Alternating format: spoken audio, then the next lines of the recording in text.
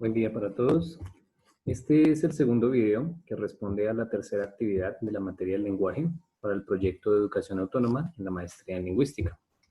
Ahora me quiero referir al hipotético idioma protoindoeuropeo y a las vertientes de diferentes idiomas que de él se derivan en la teoría del planteamiento del idioma protoindoeuropeo y el pueblo protoindoeuropeo, hipotéticamente.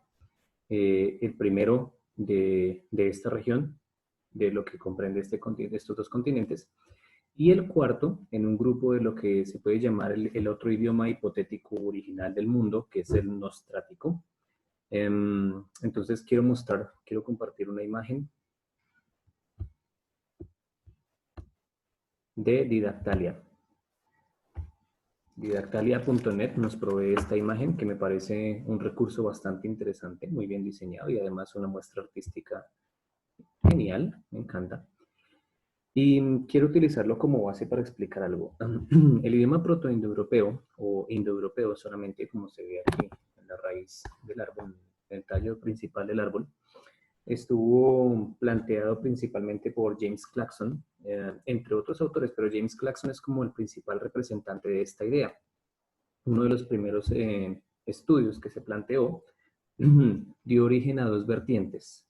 Una que llamamos centum, que se pronuncia también gentum, y que precisamente tiene sus diferencias con el otro grupo, con el grupo satem, por la forma en que se hace más fuerte la pronunciación de la C en gentum, casi llegando a una K. Entonces, el hecho de hacer fricativo este sonido gentum es lo que hacía un poco la diferencia entre muchas consonantes que se planteó dentro del el stock que tenía de vocales y consonantes este primer idioma. Entonces, hay dos grupos principales. Este, que palatiza el sonido de la C un poco, y el otro, que es el satem. Se asume que el satem es el de las lenguas orientales, o el que está, por ejemplo, aquí a la izquierda representado, que es indo-iraní, y todos los idiomas que de él se derivaron. De hecho, muchos con otros alfabetos, mientras que el otro grupo, el centum, que es el que está a la derecha, es el que conocemos después como idioma protoeuropeo, ¿sí? Y que empieza a dividirse en otro grupo de lenguas, en 8, para ser más precisos, o en 8 de las que se plantean, que son, por ejemplo, anatolio, tocario, greco-armenio, albanés, balto-eslavo, indo-iranio. Y de hecho, dos que podríamos analizar en este video son el grupo germánico y el grupo ítalo-celta. Del grupo germánico se derivan lenguas que incluso hoy en día, pues de las que hoy en día ya se tienen conocimiento, como el inglés y el alemán. Es por eso que nosotros encontramos similitudes entre la pronunciación del inglés con acento británico y la pronunciación del alemán. Entonces, hay estas dos vertientes, digamos, que son un poco más cercanas entre ellas. Mientras que las lenguas que conocemos como italo-celtas, las lenguas que derivan como el italici y las lenguas que derivan de él como el latín y luego del latín el español y el portugués, tienen más parecidos entre sí.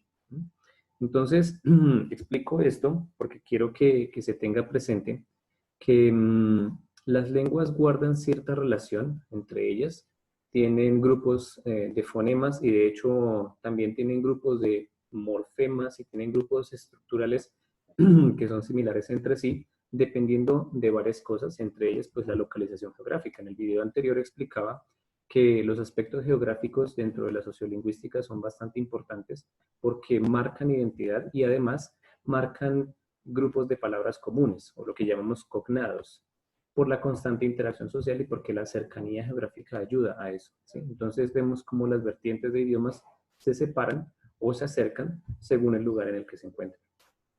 Antes de esto, de hecho, el planteamiento inicial, que es el del indoeuropeo, quiero para eso hacer algunas precisiones. Se planteó la hipotética existencia del pueblo indoeuropeo a partir de escritos religiosos que están en algunas perspectivas religiosas de Oriente. Es decir, por ejemplo, el hinduismo y el budismo, el jainismo, contemplan la existencia, incluso el zoroastrismo, contemplan la existencia de un pueblo primitivo original o de un pueblo primitivo iluminado, ¿sí? Que fue el que dio origen a las civilizaciones de Oriente, y que de hecho está escrito en los Vedas. Los Vedas son los textos religiosos más importantes, de hecho son tres en el hinduismo, y uno de ellos, por ejemplo, el Rig Veda, explica la existencia de un grupo llamado Ariya, que es lo que más adelante se llegó a conocer como el grupo ario, entonces, la raza aria, ¿sí? Se asume que la raza el país ario fue el que dio origen por iluminación ancestral y por iluminación divina a los pueblos de Oriente y por consecuencia también a los pueblos de Europa. Y esto pues basado en los textos religiosos de los Vedas. De hecho, con respecto a lo que expliqué en el video anterior, se empieza a analizar la existencia o la posible existencia de un idioma protoindoeuropeo a partir del análisis del sánscrito. Y el sánscrito es asumido como ese lenguaje divino proveniente precisamente a través de los Vedas del pueblo ario o Ariya. Entonces, hay similitudes en cuanto se refiere a la pronunciación de vocales, a las estructuras morfosintácticas, etcétera. Pero pues todo esto y todo el planteamiento de los hipotéticos pueblos protoindoeuropeos y lenguaje protoindoeuropeo es apenas la consecuencia del estudio comparativo de lenguas o lo que hoy en día conocemos como lingüística histórica. Entonces, este mapa conceptual, perdón, este árbol que he mostrado es una de las teorías del origen de los idiomas, puesto que es la consecuencia de la gramática comparativa.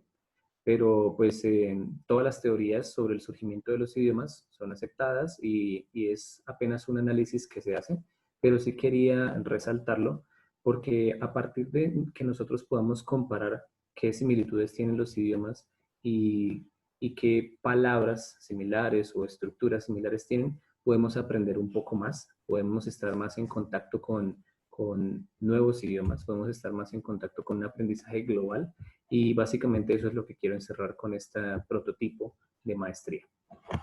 Entonces, quiero que hagamos comparaciones y siempre que nosotros aprendamos un nuevo idioma, tengamos presente que va a tener similitudes con otros dependiendo del lugar en el que se haya iniciado o se haya, o que sea lengua materna, y los países en los que sea lengua materna, y además los países en los que entra en contacto un idioma con otro. Agradezco sus comentarios y su retroalimentación.